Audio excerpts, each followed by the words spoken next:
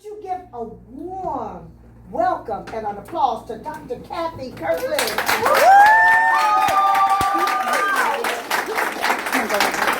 you guys. Thank you. Excuse my dress. I came to work. But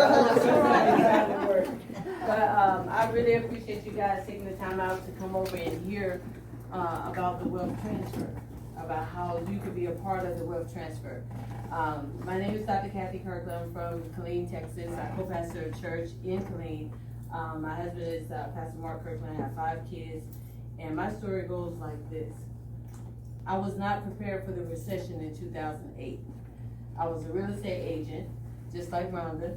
And I had a rental property company, First Impressions Properties, and I had a few rental properties of my own, but they weren't paid for, but it was bringing in income.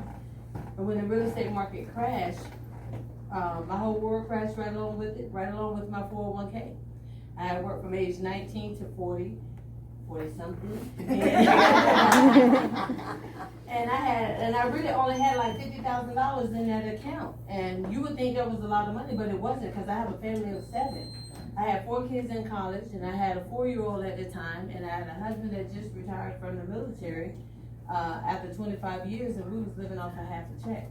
So when the real estate market crashed, I lost a lot of my real estate property, went into foreclosure. I lost my business because, people, when, things happen, they downsize and they move into apartments or move back in with mom and them.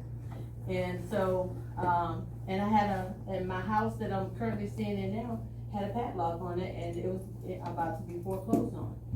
So I kept looking at people that was wealthy, that this wasn't affecting them. And I didn't see nobody clocking in. And Dr. Jewel Tankard is a good friend of mine, and I didn't want her to know that I was broke. And I'm still trying to hang out with my girl and everything. And said, hey, we ready to come down to Dallas, and I want you to meet me, because somebody told me that they would teach us how to trade foreign currency, and you can earn money while you learn it all at the same time. And I knew about it, and I was like, I don't have $50,000 to pour into that for no weekend or nothing like that. She said, no, it's not like that. It's real affordable. And so when it was first introduced to me back in 2007, 2008, I missed it. This is 2016 now, and I'm struggling. And so she was like, well, let's go on down there. And so we go, and then I'm listening to these kids. And when I say kids, I'm talking about kids that was my kids' age. And then Spieler, she's over the educators now. She had just quit college. She said she had made $70,000 in 2 days. Now, disclaimer, because we're on Facebook Live and compliance will be calling me. Past results do not guarantee future results, and trading foreign currency can be risky. Amen. And so, and she told me what she made, and she said she was quitting college to take care of her kids. And so my first thing out of my mouth, I'm just being a witness. First thing out of my mouth is, baby, don't you quit college. Don't you do that. You need that. And she was like, no, I don't. Because I just made all this money. It's funny to me. So I'm excited because I'm surrounded by millionaires and billionaires. Because I was broke, busted, and disgusted. I had 4 kids in college, and I couldn't even pay for a meal plan. But my son would. We'll go to the hotel and befriend a maid so they can get body washes. So that hurt as a mother. Because I couldn't feed them. And I couldn't take care of their hygiene. And it wasn't their fault that I didn't plan right. So, and my husband had just retired, and we living off a half a check. And at the time I had a Mercedes, still got it, a Mercedes CLS 500. I hid in my car because I didn't want the repo man to get it. Now, I know somewhere down your line in your life, you done did it, or you know somebody that did it. But I just refused to give it back because I was going to help God out till he helped me. So, while God was trying to work it out, I was still trying to figure it out. And so I was sitting there, and I had $40. So I come home, and I'm telling all my friends about it because I'm so excited. And then when I come back, the first thing out of their mouth was, don't do it, that's a scam. You need to look for a job. Now, my husband, he's here. If he comes in time, I'll have him to come over. But he was like, girl, you better get a job. You're gonna have me file a bankruptcy. All this stuff. I need help around here. I said, no, you did that for 25 years. We're living off a half a check that don't work. I did it for 20. I am not gonna work another 20 years just to get $50,000. That's foolish to me. I was like, so now we need to do something that we ain't never did before.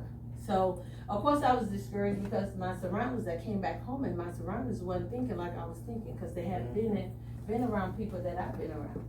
So I began to pray about it, and I was like, God, I don't have time for another scam. I couldn't sell the girls. I don't have artists. You name it, I sold it. Noni juice, the girdles, all of that. It didn't make me rich.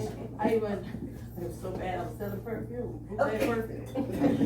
And it didn't make me any money. So what I did was, I prayed. And I said, God, if this is real, because I don't have time for this. If I'm going to be the head and not the tail, then I need you to put me at the head. If I'm going to be the lender and not the borrower, I need you to put me in a position to where I can win. And so he gave me Ecclesiastes 11, BCC 11.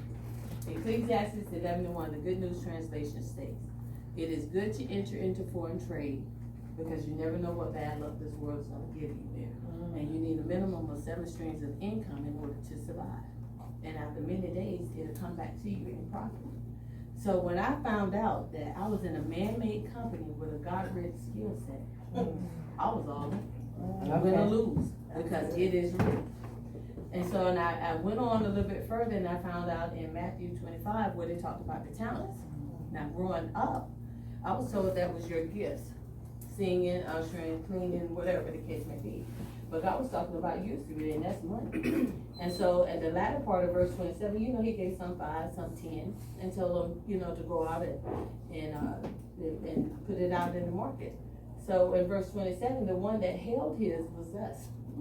We'll put it in the bank and look at it in the savings account. So he hid his and said that I hid mine because I knew that you would come back reaping where you hadn't sown. And that's a lie, because God gives seed to the sower. He gave him the seed to go out. And so the latter part, he told him, if you had gave the money to the exchangers, I could have came back for my profit, and he could have increased in what he had. So I said, okay, here I am, I'm Gideon. So I go back and I was like, so how do I tell people that don't believe in Jesus, don't believe in the word, think that the Bible is a mere storyteller, or don't believe, period? And he said, Google it. So I did.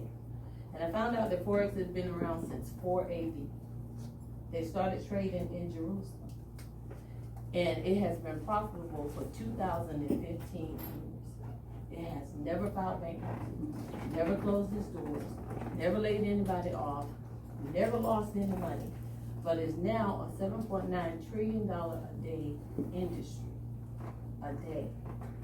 It is the only thing that I know of to date that is recession proof. From the time that God gave Joseph the dream of the 7 years of lean and the 7 years of plenty. So he letting you know every 7 to 10 years you're going to hit a recession so that the earth can replenish itself. So I put my $40 in the market. You think that it was $40,000. You can tell me I wasn't anointed. God, and I'm bleeding the blood of Jesus over it. I'm praying for the ones that's telling me to buy and sell. Lord, talk to them. Tell them right there. If I lose this $40, me and this man gonna have a fight up in the car. Because at the time he thought it was gambling, and he didn't want to hear nothing. Just get a job, get a job. So I put it in the market, and I'm praying, and I'm praying, and I'm praying. Now, I'm pretty smart. I was just a little slow on the recession part. So I knew how to compound my money. I knew how to compound interest. I knew how to do that. So I have an associate's degree in theology, a bachelor's degree in business management, a master's in human resources, and a PhD in philosophy.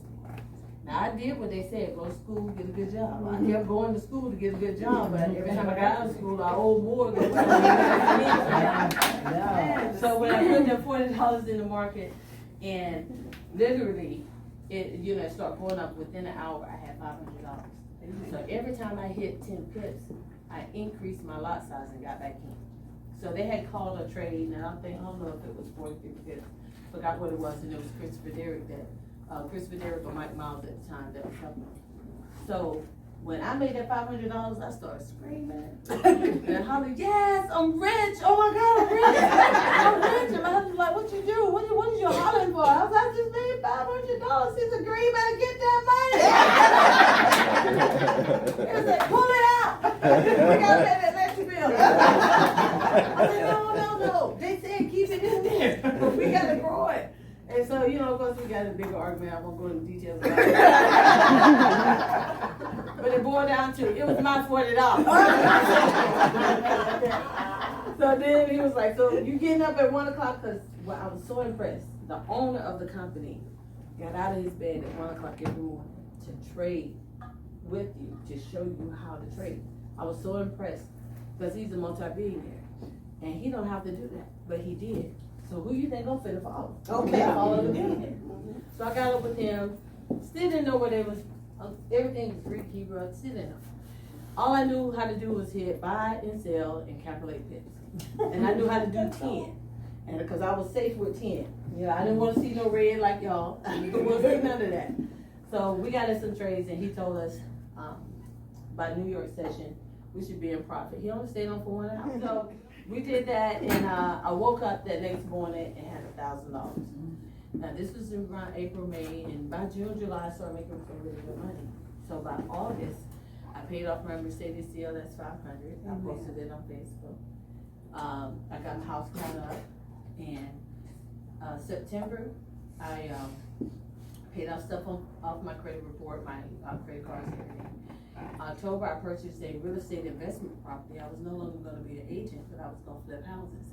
So I purchased a house in Atlanta, in Lawrenceville, Georgia, for $5,000 of tax lien property. Because after 20 days, if they don't, come and pay the deed is yours. The house was worth $350,000. I sold it for $275,000. And then I bought a share in an oil well because I Joy had oil well, and I wanted one too. And I bought gold and silver, and I bought 27 acres of land for our church. And so by December 31st, 2016, not making any income disclaimers, but I have made $1.3 million. Wow. Look at that, y'all.